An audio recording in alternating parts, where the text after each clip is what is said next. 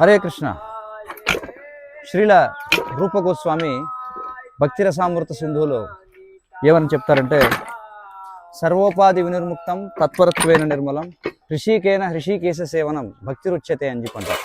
అంటే అన్ని విధములైన భౌతిక ఉపాధుల నుండి ఒక వ్యక్తి విముక్తమై పవిత్రమైనటువంటి ఇంద్రియాలతో ఇంద్రియాధీశుడైనటువంటి శ్రీకృష్ణుని యొక్క సేవలో తన యొక్క ఇంద్రియాలను నిమగ్నం చేయడమే భక్తి అని చెప్పి శ్రీల రూప గోస్వామి వారు నిర్వచనం చెప్పడం జరిగింది.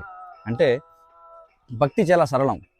ఎవరైనా సరే ఒక శరీరాన్ని కలిగి ఉన్నటువంటి వాళ్ళు, ముఖ్యంగా మానవ రూపంలోని శరీరం పొందినటువంటి వాళ్ళు, వాళ్ళకున్నటువంటి సకల ఇంద్రియాలను, కర్మేంద్రియాలను, జ్ఞానేంద్రియాలను, తమ యొక్క మనసుని ఆ ఇంద్రియాలకు ఈశ్వరుడైనటువంటి, ఇంద్రియాలను నియంత్రించేటువంటి, ఇంద్రియాలకు అధిపతి అయినటువంటి కృష్ణుని యొక్క సేవలో తమ యొక్క ఇంద్రియాలను నిమగ్నం చేస్తే దానిని భక్తి అంటారు. కనుక భక్తి ఎవరైనా చాలా సులభంగా చేయొచ్చు. భక్తి చేయడానికి వ్యక్తి గొప్ప పండితుడై ఉండాల్సిన అవసరం లేదు, గొప్ప జ్ఞానవంతుడై ఉండాల్సిన అవసరం లేదు. భక్తి చేయడానికి గొప్ప ఐశ్వర్యాలతో పని లేదు. భక్తి చేయడానికి వ్యక్తి ఉన్నత కుటుంబంలో జన్మించి ఉండాల్సిన అవసరం లేదు.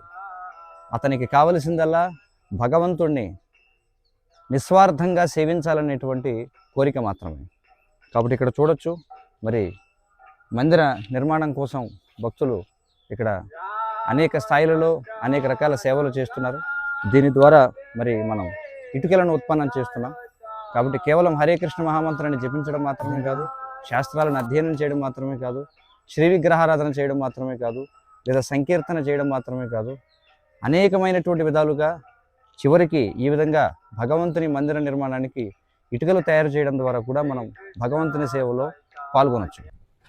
సో మీరు ఇక్కడ చూడొచ్చు, ఇక్కడ అనేక మంది భక్తులు అనేక దశలలో వాళ్ళు సేవ చేయడం ద్వారా ఇదిగో భగవంతుడి యొక్క మందిర నిర్మాణం కోసం భక్తి బ్రిక్స్ తయారవుతున్నాయి. మరి మీరు కూడా భగవంతుని సేవలో పాల్గొనాలంటే, లేదా ఏదో ఒక విధంగా ఇక్కడ జరుగుతున్నటువంటి సేవలో మీరు కూడా భాగస్వాములు కావాలంటే, లేదా ఇక్కడ సేవ చేస్తున్నటువంటి భక్తులకు తోడ్పడాలంటే దయచేసి మమ్మల్ని సంప్రదించండి. హరే కృష్ణ.